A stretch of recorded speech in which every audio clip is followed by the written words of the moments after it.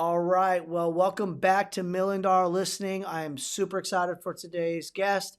I've known them for a little bit over at the Tom Ferry ecosystem. One thing about Tom Ferry we all kind of agree is we get to meet a lot of great people around the world. And so we're both, actually, all of us are in team leader, I believe, correct? Yes, we're team leaders, Mhm. right? So all in team leaders. I have Ryan Kelly, David Casey with First Class Real Estate KC. Welcome to the show. Really, really appreciate it. So thank you for joining us today. Yeah. Thanks for having us on, Chris. Really appreciate it. Excited for some awesome conversations. Absolutely, absolutely. And we will, I know all of our friends in the Bay Area are asking where to buy investment properties out of the state. Well, good news. You have a possibility here today. So tell us a little bit about yourselves. I mean, so I know you guys been in this industry for a while, but just tell us about like how long you've been in the industry. Tell us about your company. Tell us about where you're located, all that kind of good stuff. Yeah. We are two childhood best friends that parted ways after we graduated high school. Ryan went to college for a season. I went to the military for a season. And then after about 6-7 years of being apart, we reconnected, and real estate's kind of what brought us together. And then we decided, why are we doing this in two different states? Let's partner up, grow a team. And that was around 2019. And I ended up moving back to Kansas City. Ryan, he stayed put. I was living in Phoenix, Arizona for about 6 years. And from there, we grew a team. And it was basically just me, him, and his wife, Kelsey. She was our transaction coordinator. Basically, the glue that kept us together, the person who saved us from just a nightmare of just headaches and paperwork and all that crazy stuff. Shout out to Kelsey. Yeah, shout out to Kelsey. We love Gotta her. give her And love. You gotta have that exactly. TC person for sure, man, or you're in trouble. Oh, dude, yeah. So so we grew a little team. It was just us. We were on pace at the end of 2020. We were closing like 20 houses a month on average. And we said, what's next? And that question propelled us into opening our own brokerage. And we decided to go the franchise route because I wanted a plug and play model, something that was done for me. I don't have to reinvent the wheel. Like, Tom Ferry peeps and other people are in coaching. They say R&D, rip off and duplicate. And you could truly skip steps by doing that. And so we decided to go that route. And then we ended up our first year as a brokerage, we were in production for roughly 6 months. Quickly got out of production within that time frame. Our goal, we got to about 25 agents within 6 months. And then we stepped out, managed the office, and we opened up our second office about a year after opening our first one. And that's the building we're in right now. So you can see behind me, there's Crossroads. Yep. Open our second office. And now we're pretty much the fastest growing brokerage in Kansas City. And we've been doing that ever since we opened the doors. We've been recruiting at a high level and just trying to crush it and grow a name for ourselves. Yeah, and if you're thinking about location, we're right by the Chiefs Stadium. So anywhere in that vicinity, we've got agents all around about 50 miles from the All stadium. right, this podcast is over. I'm a Niners fan. I gotta go. Oh boy! Just kidding. That's awesome. So you guys are I think right you by guys got it figured out now. You got like 3 quarterbacks. You should. We got like 6 of them. Hopefully one can stick though. Jeez Louise. Oh man, yeah. That was a rough game in the playoffs. Yeah, what happened to Oh, Brock, man? That's tough. Tell me about it, man. You're sitting there going like, and I know this is what I love fun thing about podcasts. You go on just fun stuff, right? I'm sitting there at the game and I'm like, this is terrible. Like, honestly, I think NFL should just pull the plug at this point because this is bad. Like, this is not even supposed to be happening, right? Now they have a rule. You can have a third quarterback over the 53-man roster. Shocker, because the NFC Championship game was terrible. So yes. Yeah, I thought they were going to pull the plug at one point. They should have. That was just embarrassing to the NFL. Like, oh yeah, you could have 53 people, 2 quarterbacks, both got hurt. Now you have no quarterback in one of the biggest games of the season. Yeah, it's an ugly thing, but you guys got a heck of a team over there in KC for sure, man. Yeah, we do. And man, I don't know, like Kansas City has had the worst luck with football teams. I know growing up, like Sundays were not a good day in my household. That was like worst memories. I actually hated football growing up, at least watching pro football, because it would put everybody in a bad mood. Yeah, you guys had Steve Young. You guys had all the good quarterbacks growing up. So. Steve Young, Joe Montana. We've been blessed in the Bay Area. I mean, Barry Bonds for San Francisco Giants, right? I mean, we've been blessed. Steph Curry now for the Warriors. I mean, we definitely have had some major names here in the Bay Area for sure for sports. Absolutely. Right, but that's just a California thing. You guys get all the stars. that Yeah, big kind of. We kind of get spoiled a little bit. We also got high taxes though. So I one. guess I mean, True. it comes to the ground, I guess, right? but you get those software engineers that are making 400K working at like, Twitter or something, From home. or like From home. Tesla, or I don't know. Yeah, from home. Mhm. So, Oh yeah, yeah. Google's. I mean, we have all of it here. I mean, it's all here in our backyard, which is nice. Tesla, it's all here for sure. Yeah. So you guys have done a huge amount of growing, right? I mean, let's say 2019 with two of you and a TC to how many agents now? Shoot. About 140, right around Yep, there. yep. And mind you, our first year we opened the business, our total brokerage did 7 transactions in Q1 of 2021. So you guys And have. right now we're doing over 100 transactions a month. There you go. That's awesome. Well, congratulations, guys. That's phenomenal Appreciate it. numbers. Keep up the great work there for sure. So franchise. So let's gotta go recap a little bit. One with the franchise model, one the plug and play. 1 year away. One went to college. One went to the military. Both said this wasn't for us, Hmm. basically. So Phoenix, Arizona for you, David. Yeah. Ryan, Casey, Yep. and then now Phoenix is out. You guys aren't in Arizona at all, right? Just pretty much KC No. area. So I'll break that down. So Yeah. I joined the Air Force. I went into a program called pararescue. Okay. And I thought, I'm just going to do badass shit, jump out of airplanes, shoot some bad guys, and just do that like cool guy job, right? And then I'm in training, and I was like a stud, I guess. Well, at least that's what the recruits told me in my region for like the performance test. So they do a Mhm. pass test. And so I killed those numbers. But the one thing I forgot to train for was being underwater for extended periods of time, Mm. holding your breath and all that Mhm. stuff. So they call it water confidence training. And that just wrecked me. So then I got washed out of that career field in training. And so I thought I had a good go at it, but I couldn't get over the water. It just every time it just put me under. And so I got pushed into a different career field, and I found out how miserable I was in this job. So it was a very like tedious. It was called Precision Measurement Equipment Laboratory. So I was Mm. in a temperature controlled environment, tinkering on equipment that they would use to calibrate equipment used on the field. So very technical, very nerdy, and it translates to the civilian side, but I just didn't see myself doing that Right. forever. Was no And passion. I get it. You just like no this is not passion. Yeah, fun. I don't want to do this.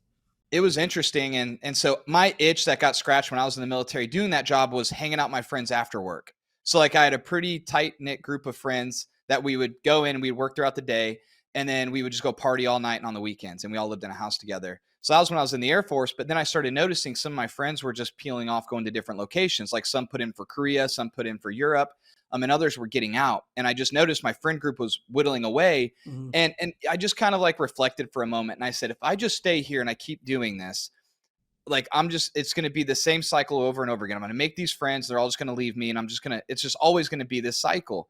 And I saw that in my supervisors and the quality of life they were living. And I could just see they were all just demoralized and wish they did something different when they were my age at that time. And I just took that as a sign, and I got out. And so Obama was downsizing the forces whenever he was in office, right around 2012, 2013. So I cut my enlisted period from 6 years to 3 years, and I went in the reserves. And then so I was in Florida for a little bit at McDill Air Force Base, went back to New Jersey where I met my now wife, and then we picked up and moved to Arizona where she pursued her degree in clinical psychology. So we were there for about 6 years, and then I found my passion for real estate. Basically, I just was on YouTube looking up how to make money, how to get rich. And so real estate investing popped up, and I'm like, this seems like something I could accomplish by throwing out some "we buy houses" signs, go knock on some doors, and really just try to grind my way through it without any capital up front. And so it just seemed achievable. And then I lived there for, like I said, 6 years. And then I got into residential sales. And then that's when I tapped on this guy and I said, dude, I'm doing this and closing like 1 or 2 homes a month. And like I don't do anything throughout the day basically besides just like nurture some clients, and then I'll Yeah. do a little bit of prospecting. It could be a very relaxed, job if you kind of dial in your lead sources, and the income is crazy compared to a normal 9 to 5 and the time you put into that. So I'll let Ryan pick up on his story, but he worked at a manufacturing plant and kind of followed the path of like his parents and other family members. Yeah, all my friends moved away to either go to the Army, the Air Force, the military, college, or something else. I was bored at home. So after 1 year of school at Northwest Missouri State, I came back and I found a real job, and my whole family worked at the Ford plant. So I went and worked at the Ford plant. I had a girlfriend at the time, had a kid, got bored, had a kid. And then, David got in my ear and he's like, dude, I'm making, $15,000, $20,000 a month. And I'm like, dude, you're always by the pool. You're always out having a good time. Now you're over in New Amsterdam. You're going to visit in Japan and all these cool places. And I'm like, I'm over here busting my ass to make $2,000 a month, working 60 hours a week. And it was just miserable. And he got me reading or listening to podcasts, reading books. At the Ford plant, that's where I actually got my real estate license. I'm like, I don't even care at this point. I had one foot out the door. I'm like, I'm just going to get licensed. I did that my first year, sold like 22 homes while working full time. Second year, I actually took FMLA for my stepmom. So thanks to her, I got out there and I was only working 1 day a week. And I got to the point where I'm like, I can't even show up on a Tuesday. Like I'm I'm done. so done. Mm-hmm. Yep. Got him to come back to Missouri. We had like a 3-hour long conversation. I'm like, dude, I'm kicking butt. Like, imagine what we could do together. And got him to fly his wife and family out here. We actually started the first year. He would fly 2 weeks on, 2 weeks off, 2 weeks on, 2 weeks off. And then when his wife graduated, we got him to move down here full time. But yeah, our first year together, sold 87 homes, 23 in 1 month. Pounding our head against the wall. Like, I remember specifically when he moved back, we were at a party at his house and we were negotiating deals, talking to our clients, and it was like midnight. And I'm like, what's our goal next month? Double that? And then just, really be pounding our head against the wall. So that's when we decided to open up a brokerage. Our previous broker sent our license off to the state, and we we're like, shoot, we don't have any option now. So hung our license with a flat fee company until we could get everything going. Then we found the franchise model through a YouTube video. Actually, we called them up, and the rest is history. So that's what I was going to ask you. I was going to say, how'd you guys find it? Well, that explains that. You already kind of walked into the next question. So, dude, it was the same way. Like when I first got started in real estate, it's like I don't know if you believe in the law of attraction. Oh, absolutely. And so like for me, I just feel guided by these internal urges just to like keep looking for things. Like that's just a quality I have. And like if I feel uncomfortable in a situation and I get fixated on it, I will just keep researching because I know the answer's out there. I'm kind of like a mouse running through a maze and I can smell the cheese, but I don't know where it's at. Yeah. And so, and then eventually you're going to figure it out though. You're just going to, dude, it just hits. I watch a video. This happens. Like I just watched a video today and I'm totally going to change how we approach recruiting agents and how we grow our business because of one little short clip that I saw from a different guy. And so the same happened to me when I got out of the military and I said, how do I make money? And then it led me down this path of real estate. And the same thing happened when we were thinking of opening our own brokerage. I said, who the hell is going to manage this thing? It's so damn intimidating to just run a successful real estate operation. How do you run a brokerage? How am I responsible for other people? Like that seems like a lot of liability, right? At least that's all I've heard. And so I knew that the person who put the bug in our ear to open a brokerage had the best intentions for us in the world and they wouldn't steer us wrong. So I wasn't going to let my initial gut reaction of a brokerage is too intimidating. I wasn't going to allow that to stop me from pursuing this. I said, we're going for it. Burn the boats. We're jumping out the airplane. We're going to pull the ripcord. Parachute's going to open up. Are we going to have a clear canopy or no? Who knows? But I was going to guarantee that we're giving ourselves the best shot to be successful. And so I was just driving to the office after we were figuring out what we were going to do. And I stumbled across a YouTube video. It said from top producing real estate agent to owning a top brokerage. And it was a podcast by Ryan Finch and Joshua Smith. And he dove deep into. You can go to that podcast and it'll say David Casey. Holy shit. How do I start? Yeah. How do I start? This is amazing. This is exactly what I was looking for. It was like that voice was guiding me to that video. Yeah. And so like, I couldn't deny that urge of like, this answers all my questions. And I know it's meant to be, this is going to change my life. And it truly did. And so I jumped in. I literally on the video, I said, how did I get started? Joshua Smith was on top of it. He responded instantly. And then I reached out to the corporate office and we were on a discovery day call that same day. I'm like, Ryan, I figured it out. Just trust me. I pull open the screen. I'm talking to 3 different people. I'm running through like what it all is offered.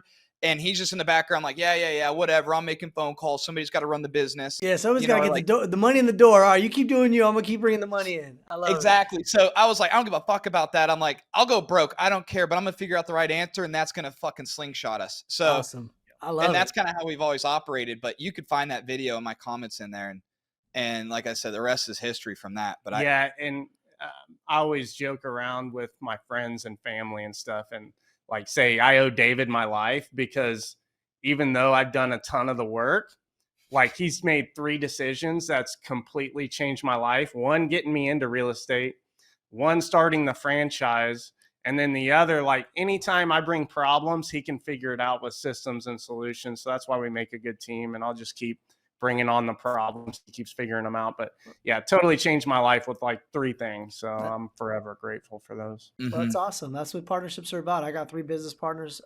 So there's a total of 4 of us. Same thing. I mean, we all have our own strengths. You know, you stick in your wheelhouse and you do that phenomenal. You know, they'll say like, Chris, you're the driver, dude. You're just gonna push everybody until they just keep going. Like I'm just go go go go go go go. Mhm. Like that, Bruce. Gotta love it on a podcast. You know, might as well show it off now. I just saw it. That's awesome. Yeah. You know, things happen in life. Um, but it's about partnerships, right? You can't build a massive business by yourself, right? I think everybody, you know, a lot of times there's egos that get in the way and there's Mhm. things along those lines that just kind of stop people from really getting to their next level. Where if you can find somebody who's, you know, the yin to the yang, right? Like, listen, I'm really good at this.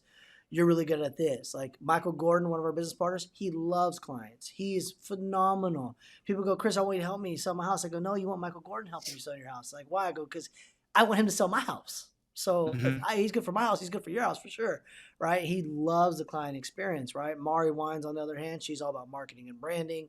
She comes from a huge Right. background of that, right? And then Ryan is just probably one of the smartest guys I know. He built our business model and just phenomenal and knows things inside and out. Has been in the industry 20 years, right? So it's like each one of us has our own little strengths, right? And we just kind of and you play off that, right? That's what partners are about, right? Now, we don't always Mhm. agree, and you don't always have to agree, right? But you do have to take risk, and it sounds like David definitely has a pill for risk taking because he was jumping out of airplanes anyways. So you seem like a little risk here, a little money here, don't hurt nobody, right? Right. Yeah, And I'll go all in. I don't give a damn. Me and you are one very thing I similar. I'm like, we'll figure it out, man. Just go, and you'll figure it out. You find a problem, you build a solution to the problem. Now the problem gets a little bigger, build a solution. You know, it's just that's just life, right? That's life at its fullest. So tell me a little bit about the KC market. Like, tell me about like average price point. Tell me about like. I mean, it sounds like you guys got quite a few deals coming through the door, so it sounds like you have some great agents. But tell me about like, hey, if I have investors in the Bay Area, where would you recommend them looking? You know? Man, Kansas City is a hot spot for investors with cash. Like I think probably 20% out of our 100 deals that close a month are cash. So, a lot Mhm. of investors, we're actually very investor heavy. We have a huge team here in Kansas City called the Investing in Your Wealth team. They do wholesales. They do have a bunch of cash buyers. They do a ton of prospecting for motivated sellers. But I would say probably 20% of our deals that come through the office are cash. We're huge with people on the coast because we can hit, 1% rule, meaning if you buy a $150,000 Mhm. house, we've got property managers that can rent that thing out for 15, 1600, which is great cash flow. Now, how many of those can you get? And then our market's going up even from earlier this year, it went up 9% here in the Kansas City market. So you're building that equity. You're getting the return on your investment through monthly rents. Mhm. And I like to say, if I'm going to win, I want to win twice. Mhm. With stocks, I want to get paid that dividend. Plus, I want to watch my stocks go up. If I'm buying houses, I want the equity to go up, and I want that rent cash flow coming in each month. So in Kansas City, we've got places that are even the spotty places. They rent for a really high dollar amount, and the market's still going up year over year. We've got some places in Lee Summit, Parkville, some better places here locally Yeah. that you're going to keep your return high on the rents. And then even in a down market, if the market does make a change, those markets don't because the demand is so heavy and the areas are so nice. And we're finding a ton of off market deals there too. So definitely if you're cash heavy and you want to diversify your investments, Mhm. Kansas City is a good place to start. That's awesome. That's awesome. So I gotta ask. I mean, you guys are right next to the Chiefs place. I mean, where's Patrick Mahomes live? I mean, where is he at? Like, Yeah. By this guy, he actually just bought his first house in the same neighborhood as Patrick Mahomes, so I'm Yeah. kind of jealous of that. So if you look on a map just south of Kansas City, like there's a grid a little bit. yeah. There's this area called the Plaza area. And just south of that, you follow Ward Parkway down. That's where he's at, right around there. And I just bought a house right over there too. There you go. But I think I bought one of the cheapest homes in the most expensive area. So I try to at least live by those rules. You know? Hey, that's the best rules to live by, right? Hey, I want the ugliest house in the best neighborhood. Let me know. I'll fix it up, do whatever I have to do later. It's all good. That's He right. still gets a membership to the country club, so Some I'm golf invited lessons to coming that. up here or what? I don't know about that. I got to know 5 people, and it's like a 1-year interview process. So it's pretty strict how they let you into those places. But wow. I'll see if I can bump into Patty Mahomes on the street and just be like, "Hey, bro." And Hey, bro, like hook it up, man. I got some real estate for you all day. all day. Hey. Let's go. Hey, I'll do a deal for free. Give me on this golf course. Exactly. I scratch your back, you scratch mine. No big problem here. We'll make it work. That's right. I love it. So tell me a little bit about, so I got KC. We got a little about the real estate market. It sounds like 150 is kind of the lower end of KC. 250 Good is kind of the investing mid. price range. What's that? 150K is probably our best spending price range. 150 to 200. Okay. You're going to see the highest return. So here's a good way to think about it too. Like in Jackson County. Yeah. So like the break it down for me. Break it down. So because I got Yeah. investors that listen to our stuff, man. Like tell me how we would break these little pockets down so they can be like, hey, I want to be in this area. So I'll tell you about 2 different areas. So Yeah. like the 150, like Ryan's talking about, that's like Jackson County all day. That's like where we grew up. We grew up in more rural parts of town. But Jackson County still encompasses Kansas City, urban independence, which it's like lower income housing, all of that jazz. Okay. But you get out to more the outskirts of town where it's more rural. You get some land and all that stuff. So you could find some good like neighborhoods in there that you can buy for a good amount, under 200,000, and rent them bad boys out for close to 2,000 a month. Jeez, And so that's Jackson County. That's on the Missouri side. Now you look at Johnson County. That's on the Kansas side. So Johnson County, I believe it drives the highest price points, and the income earners, it's like that's the highest income earners in Kansas, in the state of Kansas, live in that county. Okay. And so that's where you're going to find, a $350,000 fixer upper that'll turn around and sell for close to $600,000 in the right areas. Got it. Okay, so that's like your flippers, your higher end price point homes. But there's a lot of money there. There's more money there than on the other side of Jackson. The guys make a better return. A lot of guys we know, they do midterm rentals out of that area. Okay. Those kind of deals, Got it. Got it. So you guys got a pretty good range then. I mean, for 150, 350, 600,000, I mean, you guys can get up there pretty quickly, pretty fast. I like it. Yeah, and if you can bring 20% down, we've got the lenders and the private money to take care of you. Yeah, we got a ton of local banks that'll lend, and you can get into deals pretty easily. So love it.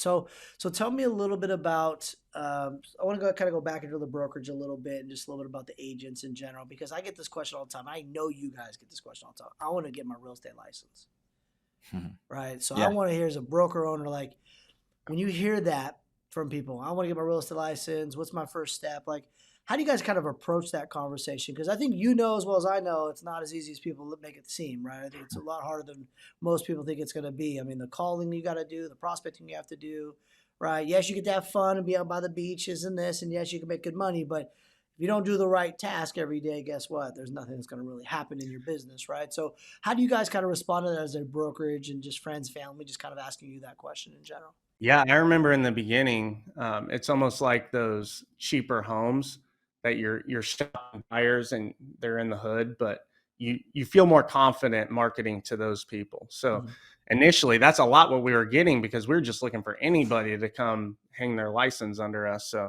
we go with new licensees all day. And actually, some of our best real estate agents were brand new licensed agents we found on Indeed and through Facebook. So it can definitely be done, but you just have to have the right mentality. Nowadays, I feel like we look for more people in production, already doing the thing, because it's just easier on the brokerage level and we're more confident in what we sell and stuff now. But I will say, if you have the right mentality and you want to get into the business, I'll spend time with you. I'll do a one-on-one with you and really show you in the ins and outs of the business. But if I feel like you're not going to be a good fit and you don't have the hustle and drive for it, I'm probably just going to send you the link to our CE affiliate shop and let you get your license there. And if you actually go through with it, then I'll meet you again. But we know about 15% of those people or less are actually going to even spend the money to sign up for the course. Mhm. And then out of those people, 5% of those people are going to be successful, 1 out of 100. So there's like a high disparity between the people who want to be in real estate to those who are successful. So I like to think about it this way, like a good question is how to get into real estate, right? That's a decent question to ask yourself. A better question is how do you make money in real estate? Mm. And too many people don't ask themselves that. And like if you think back to the reason I got into real estate is because I just said, how do I make money? Mhm. And so like nobody gets into a career field specifically for the love of what it is that you're doing. It's like, hey, I need money. What do I want to do? It's like the career day when you're in elementary school. It's like, you learn about economics and how to run a job and what pays you and all this stuff. And then you find your passion within that, within the grind, within doing the hard stuff, showing up, the discipline and all that stuff. So, I mean, if you have the qualities and the wherewithal to stick in an industry and see it through and give yourself some type of regiment to follow, success will show up as long as you don't quit. And so for me, my first few years in real estate, I was fumbling a lot and I had no guidance and I was struggling. I was making excuses. I was selling one house every 3 months, sometimes every 6 months. And it was just one of those things where I just took it as a learning process. I said, this is an education. My friends are going to college and I am too, but it's called YouTube University, Hey, and everything's on YouTube. Everything. and it's paid for, like, and I'm getting my education on the streets, like literally walking streets, door knocking, putting out bandit signs, writing letters, cold calling, getting uncomfortable, practicing scripts, going to Toastmasters, taking classes on YouTube on how to do improv acting, learning how to like fix your smile, how to talk, how to be charismatic, how to do these things. I was learning all of those skills up front because I feel like I needed to build myself into the person who's going to be successful in this career. And I think a lot of people, they don't have that drive. They don't have that determination, the wherewithal to see it through. And they're not willing to suffer through the hard times because they did a poor job at managing their finances and their expectations up front. Yeah, and a lot of times that's on the person that brings them on. I would get more times than not, like, I feel like I should already know this stuff and I should be further along and I should have more deals under contract. And I was like, man, I wish I had the guidance and support that we offer when I first got licensed, because it was truly me and him on phone calls doing screen shares and trying to figure things out. And it took me, I pulled out my 401k after a year of being in the real estate business. And I started with 45K and I got down to my last $13,000 before I really started to see an income. So if you're going to be at that pivotal point where you can keep going or you can quit when you want to quit. And if you quit at that point, it's like the guy who has the pickaxe and he's digging for gold and he stops right before there. And it's there. I hear so many people. We had one of our top producers last year, Whitney Grimes. She had a conversation with me in the beginning. She was feeling down, finally gave her a deal. The deal fell through. She had a couple other clients fall through, and she's just like, man, I don't know if this business is for me. And I told her, I'm like, I see you being successful, but it's up to you. Like, I can't make you stay in the business. I can't make you keep showing up and digging for the business. And then the last 6 months of last year, she made 150K, which in Missouri, that's a ton of money. And then this year, she's already hitting those goals and swiping through it. But had she quit, she would have never made it through there. So I think it's that pivotal point that really makes or breaks agents. And that's why we have an 87% washout rate, because they're not willing to put in the work and continue grinding, even when things aren't hard or are hard and you're not getting paid. And I agree 100%. I mean, I had this conversation with people all the time. They want to come in, and I mean, we're in the Bay Area. Our price point, I mean, and we're low in the Bay Area. Our average price point 700,000. Like, we're the smallest part of the Bay Area, right? Like, I mean, cost of county is 1.1 million. That's the county we're in, right? Like, it's like, right? People are like, oh, I can make 2.5% of this and that and this. It's like, okay, great, but are you going to do the task that are required for you to learn? Are you willing? And I think the biggest thing most people forget about real estate in general, and this is why I always like to have these questions with broker owners, is like, is we're a commission-based business. Everybody wants to get paid to learn. Everybody wants to get paid for every task that they complete. No. You got to do tons of learning. You got to learn how to script train. You got to learn how to prospect. You need to learn how to door knock. You need to learn to cold call. You need to learn how to do an open house correctly. You need to learn how to write a contract. You need to do this, that, and the other, right? And you don't get paid for none of it, right? And the reality of it is most people go, like, well, I got to do all of this work, or I can just chill and watch TV, and I'm not gonna get paid either way, right? Well, if you don't put the work in real estate, it's very hard to accomplish a successful real estate career, and that's why agents struggling right now is because sales are down in 4.5 million for the nation, and reality of it is we have 1.6 million realtors, right? So if you don't have that many sales and you're not putting the work in, you're just going to fall right off. There's nothing to do about it, right? It's like a tide's coming, right? So it's always good to hear from other, broker owners that own their businesses. It's like, listen, these are the same conversations we have with agents. Agents, you have to be willing to say, I have a hustle, I have a grind, I have a passion to succeed. And if you have those types of things in you, then we should talk real estate because you will succeed. But if you're looking for just a quick buck and don't want to work, it's not really going to be it for you, and it's tough. It's tough for people sometimes. Yeah, I think the way people are trained mentally is, that 9 to 5, the weekly paycheck coming in. But I would literally go broke and not get paid anything and start from zero before I go work another 9 to 5. I mean, I said that, and then I got into real estate, and I was working like 6 to 9 or something. Like I was working like 15-hour days trying to hustle and make it.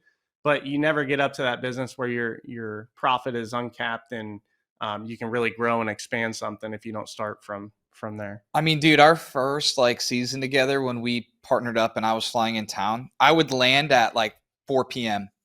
We'd go to Ryan's house. We would grab energy drinks. We'd go straight to the office. We'd pound them. We'd be up till 3 a.m. getting our CRM in order, getting our drip plans dialed in, figuring out what we're going to do the next day. And then we'd show up at 9:30 in the morning the next day because we needed a little bit of sleep. Yeah. And we were so jacked up. Sleep.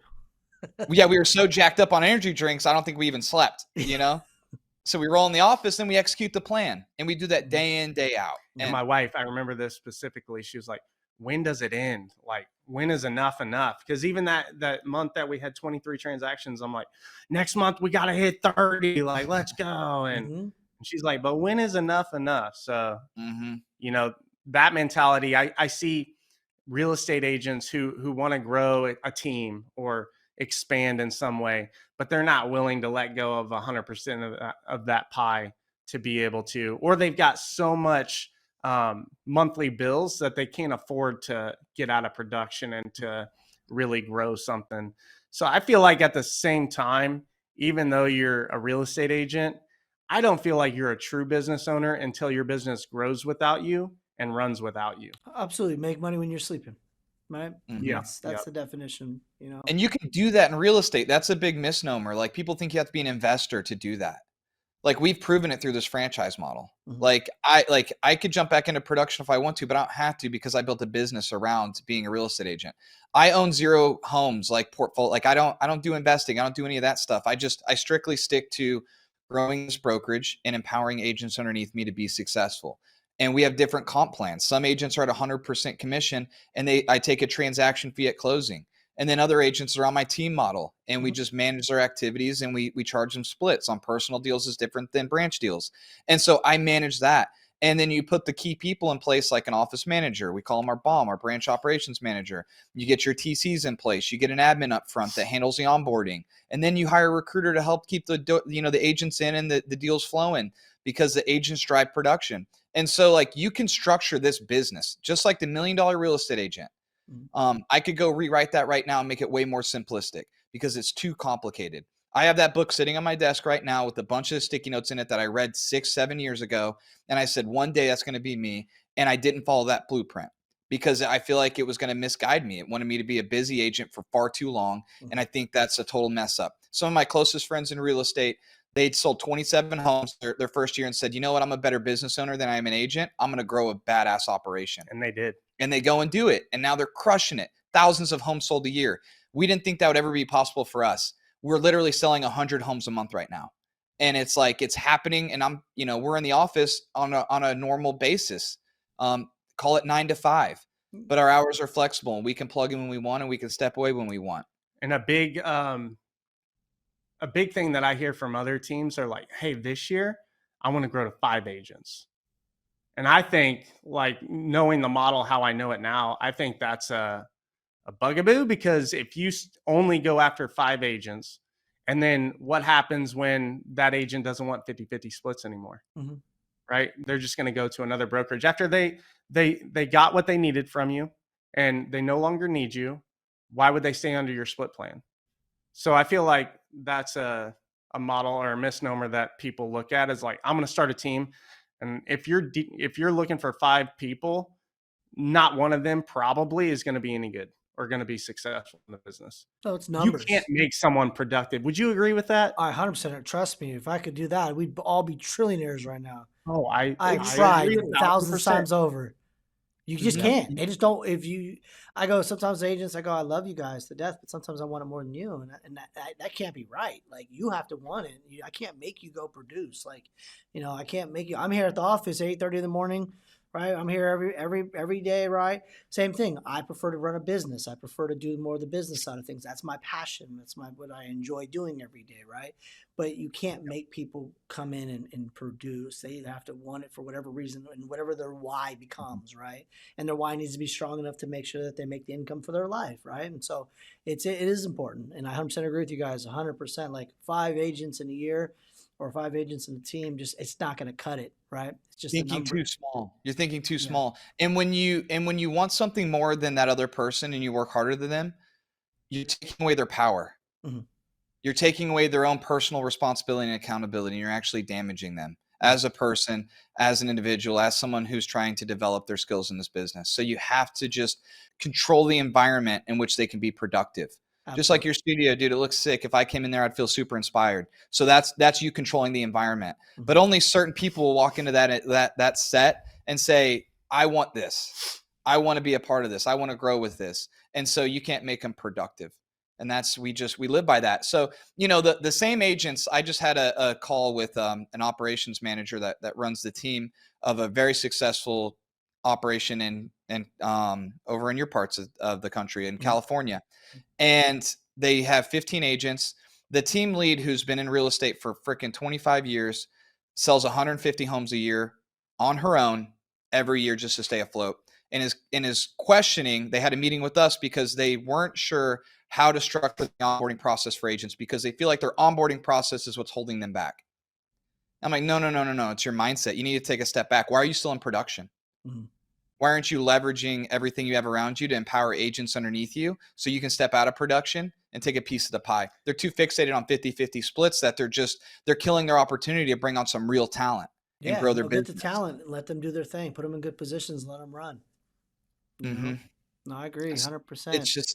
It's this thing in real estate. People get so fixated that there's so much red tape around growing a business as a real estate agent. Like mortgage. A lot of people say mortgage, RESPA, all this stuff. It's like, no, there are legal ways to do it and that are way easier than you think. And you can be making a substantial income by growing an operation that ties in a mortgage. That's us. You have something going on, Chris, We right? have a mortgage brokerage and real estate company, and same thing. Like we've never, we've been doing this for a long time, and it's funny. People think like it can't be done. For the longest time, we're like, oh, I'm helping buyers. Well, guess what? Here's the new rule came out. FHA buyers. We can now officially help them on the loan side too. They finally put 2 and 2 together, realizing, oh, this actually does make sense. Yeah. And it's always these stipulations with the mortgage industry and the real estate industry. Like at the end of the day, um, your job is to protect the clients, protect the consumer. And if you go in, we always tell everybody a triangle of coherence, right? If it's good for the client, it's good for the agent or LO, and good for the company, you make that decision, right? But you protect the client. That's our job, right? And so helping clients and getting their financing dialed in and helping them with their real estate transaction, it's like a one-stop shop, right? People love it. They're like, this is phenomenal. I get to talk to one person or this team, and everybody has their roles. And they're like, you guys just are like a well-oiled machine. We're like, yeah, you come in, each person knows their role, and you know exactly where to go, right? And so it's important, man. But yeah, no, everybody's scared of the RESPA stuff and CFPB and everything else. And it's not that, it's not that scary. You're not doing anything illegal. I'm not doing mortgage fraud. Like I'm not doing anything illegal. I'm helping Providing clients. services. What's that? You're providing a service. Go to your local car dealership. Yeah, They have in-house financing. absolutely. They have That's servicing. weird. Yeah. Why? Why do they have that? Because it's a service to their customers and it keeps everybody in one spot and you can facilitate the entire process. But at the same time, Chris, had you not taken a step back, slowed down, and really thought about the vision of where you're going, you would have never got into the loan processing. Mm-hmm. You would have never started the brokerage. And that's where people fall short because they're too focused on, instead of working on the business, working in the business. So they can never see the bigger picture. Yeah. And I feel like that's where so many people go wrong. Well, And they don't have the money. You got to have a nut set aside to where you can live. How long can you live off of with not bringing in one check? If you don't have anything sitting there and you're living paycheck to paycheck, you're never going to make a bigger move in life. You're not going to, because you're going to have to be stuck on what you're doing now. The hamster wheel. Making in. That's the hamster wheel, right? That's the hamster wheel. Yep. That's the hamster wheel. You're just Chasing the stuck. tail. You're just going, right? You're just moving, and you just keep going in the same position. And a lot of it, I mean, and I think we've kind of talked about this a little bit, you know, but a lot of what we just talked about all comes down to fear and be willing to go learn, right? You know, David said he's like, YouTube's his college, right? Like he's willing to go sit and look up something on YouTube and learn, right? Like there's two things why people don't do things. It's one, there's the fear of failure, which I mean, listen, I want to fail. I prefer to fail because soon enough it's going to click and it's going to hit, right? Like I've done lead gen for, 4 years and I've changed the system 3-4 times and each time it gets better. Right? People are like, well, would you make changes? I'm like, well, I did this, I did this, I did this. I'm like, oh, and now I'm like, look at my inbox. It's text messages every morning. Sometimes it stops. Sometimes it's, hey, how's your day going? Sometimes it's, I want to learn more about real estate, whatever. Sometimes it's, I won't say it on air, but you know what I mean? People, whatever. Yeah, you're having a bad day. Have a good day today, sir, and let them go. Right. But like, it's a well-oiled machine. It just runs. Right.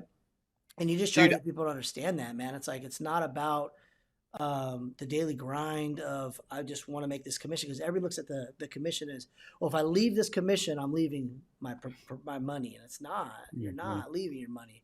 You sometimes got to take a step back and realize what's your long-term goal. I want a work-life balance. I want to be able to manage my son's baseball team, and we're doing all-stars with them right now this week, and be able to do that. But I also want to be able to help, agents and clients with their financial dreams, right? So where's your role in your long-term goals? And you always got to look big. And I love that about you guys. You guys look big. You're not scared of it. Like, just go get it.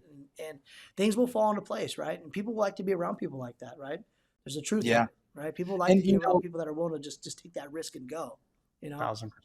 That's that question of like, we ask ourselves, what's next? And so when we find ourselves getting into a plateau of like, we're on a hamster wheel, we realize that we're toiling.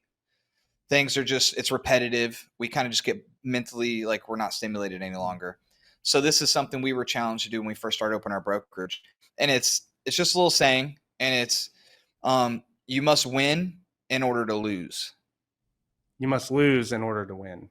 And so it's like, you could say it both different ways, but so the normal one is like lose to win. Like, okay, take your L's and then eventually you'll hit the win.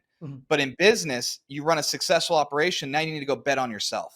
Absolutely. So I have to win in order to have the confidence to go lose. So like whenever we were, and the losses is what will turn over the other lesson that's going to propel you into what your actual potential is. Because if you're always winning, then you're not challenging yourself enough.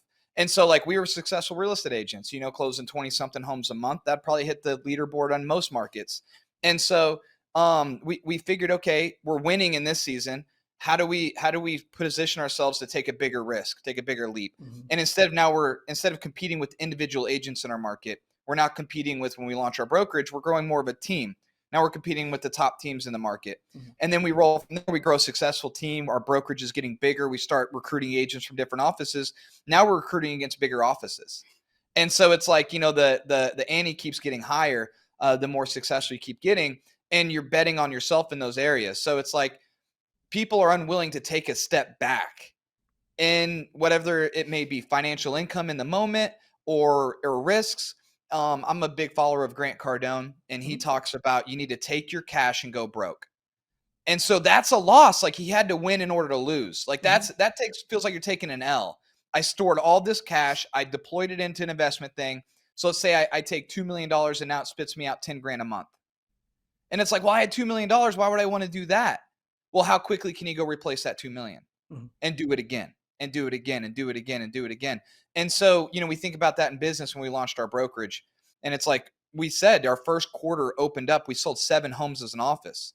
That's because we weren't counting myself and Ryan's production. We had deals closing out at this other brokerage we were hanging our license in for a short period of time while I got the business launched, but we were leaning on our agents' production that we hired on. our first agents were new agents. So we had to teach these guys how to get deals, how to nurture clients. So we all know real estate runs in 90-day cycles. Absolutely. I bring on 3 agents January 1. They closed 7 deals February and March. That was our numbers we reported for the brokerage the first quarter we were open. Now, quarter 1 this year, we're doing 270 transactions. So it's like, just think about the scale and the ability to move numbers once you really apply yourself. And we had to take a loss, but we had to win in order to lose. We couldn't just jump straight into it. Yeah. And I hear a lot of team leaders and stuff. They're like, I can't hand my clients out. Like, no one can take care of my clients as good as I can. Had we not done that, had we not done that and stepped out of production, we're changing lives with real estate agents. Like, had we not given them those deals and that production and worked it with them, their real estate career would have never took off, and then they would have never had that opportunity. So instead of, hyper focusing on that client, we hyper focus on the agents. How many successful agents can we make? Absolutely. Instead of successful transactions. So a little metric that we're monitoring, and we look at it this way too. It's like, whenever I got started in real estate, it took me probably 2 years before I hit any type of stride. For Ryan, it took him probably about 6 months because I already knew the road ahead. I could teach him exactly, don't do this, do this. Hey, once you get licensed, give me your CRM access. I'm going to run ads. Give me your Facebook login as well. I'm going to get you some leads this week, right? I was able to do that. Nobody did that for me. Now, when we bring in agents, I can say, hey, new agent, you don't have to take 6 months. Let's get you some deals right now, right? Because I have deals to hand you. So we're helping them skip steps. We do the same with team leaders that want to open up their own brokerages. I literally say, you don't have to spend 6 months getting out of production. I'm going to show you how to get out of production right now. I'm going to show you how to grow a profitable business today. Our first office, it took us about a year to be profitable to the degree to open a second office. Our second office we opened, we could have opened a third within 6 months. And now we're showing people, we have different offices opening up nationwide. We sell franchises too. Yeah. And we're literally helping them get up and running and do what we've done in such a short period of time. And so it's the hack of just following people who know the road ahead and can guide you and truly want you to win. And so that's what we operate off of. And we're very passionate about that because we are changing lives. And I'd be doing people a disservice.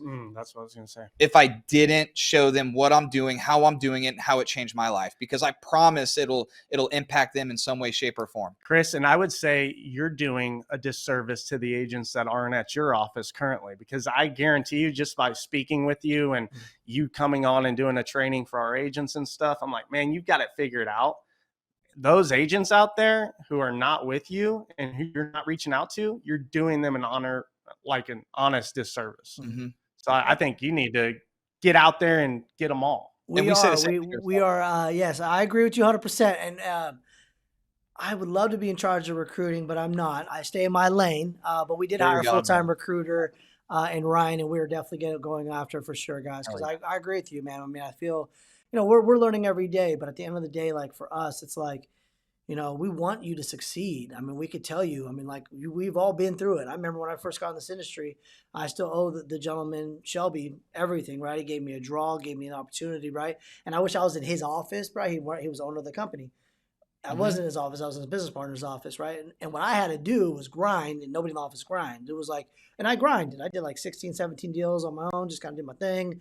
And I was like, okay, where's my next thing at, man? Because this is, I need to be around people who want to get after it, right? Like, and so you just kind of, you're always learning. But yeah, no, I mean, for us, it's like, you just got to get out there. You got to help agents. You want to help them grow. Like for me, like I've never been that person that's like, hey, I got to be the guy. I was the guy at my old company. Like I was the man. You'd call me from around the nation. I knew everything ins, outs, and buts about it. I was a top producer, ran the top store for years, broke every record. Like I could care less about that in this industry. Like I'd rather help change lives than be the top producing agent. That doesn't appeal to me anymore, right? Yep. But yeah, no, it is. It's, and I appreciate the vote of confidence. And we had a recruiter in here yesterday getting to know the agents. Trying to know, hey, how do they work, this, that, and the other, and it's about that, So if you're local in California and you're looking to change, I'm telling you right now, you should be talking to E3 Realty. We got you. We will make sure we can get you up and running. And our 90-day jumpstart playbook, I'll share with you guys. I don't know if you guys have gotten it yet or not, but it is. We need that. We're actually redoing our onboarding as we speak. Yeah, I'll send all of our stuff over to you guys, all of our onboarding, all of our jumpstart. We have like a 90-day. Actually, speaking of this, hopefully we're going to be at Summit. Tom Fair reached out to us, and we're working with their team right now on it. They're like, this shit is out of this world. I go, yeah, no, this is what our agents go through. They're like, what do I got to do? I'm like, CRM, give me your data now. Give me your action plans. Give me your, go shoot your videos so we can send videos out to all your people, right? Like, they're like, and everything's like step-by-step guides. I'll share it with you guys. You guys will love it for sure. But it, you know, it's like, you know, people come into the industry, like, what do I do? Like, just follow the playbooks, please. That's and I promise you success is on the other side of it. You know. Chris, I wanted to bring up the number one recruiting pitch in the world that we've found for bringing on real estate agents. Hey, it looks like you have a great thing where you're at currently at X office, but if anything should change, I'd love to be a plan B. Because guess what? Their broker's going to piss them off. They're going to feel like they plateaued. It's going to be slow season around November, December, January. And they're going to be like, you know what? It's not me. It's the office. And so at that point, guess what they're going to think? The person who reached out to them with that plan B message. So just something for your recruiter. I appreciate it. Shooting that message out, that's definitely been a game changer for us. First time anything goes bad, they think of us. So hey, I appreciate it. I'll share it with him for sure. Real quickly, I know we have a few minutes left, but are you guys going to Phil Jones a couple weeks? We want to, man. I don't know if it's going to map out on our calendar. But we were at the last one with Phil. At the last one, man. That dude is, I'm inspired every time I listen to that cat. Oh, he's amazing. He's phenomenal. He actually got our daily huddles dialed in with the team because I don't know if you remember that question that someone asked. They're like, how do I run my daily huddles to be more successful? And I think that was a question he took right out of my mouth. And he said, start real broad and then have one topic you narrow in on at the end. So, hey, do you have any deal specific questions? Do you have any prospecting help that you need? Any lead gen follow-up questions? No? All right, now let's get into the topic. And he's like, you'll have a much better success rate. And from then, like, yeah, it's definitely changed our daily huddles we have. I love it. I love it. Yeah, we're heading over there. And then I think you guys going to Summit or? Of course. We'll be at Summit. Yeah, Summit. So Absolutely. we'll see. We're going to be throwing an event at Summit again at the rooftop. So you guys are more than welcome to come. We have, I think Fall Boss is going to be joining us. So we're going to have a good fun old time up there at the rooftop bar. So I'm going to finish up now, guys. We're at about our time. So I do apologize. I think we're 2 minutes over our time, but I appreciate you both coming on. Appreciate you, man. Anytime, guys. I appreciate it. If you guys need real estate in Kansas City, I know a few people who can help you. As always, go. We got let's you. do it, man. Let's grow. I'll see you guys soon, man. Touch bases, and I'll get this over to you soon, okay? Sounds good. Thank you, Chris. Awesome, guys. Thank you.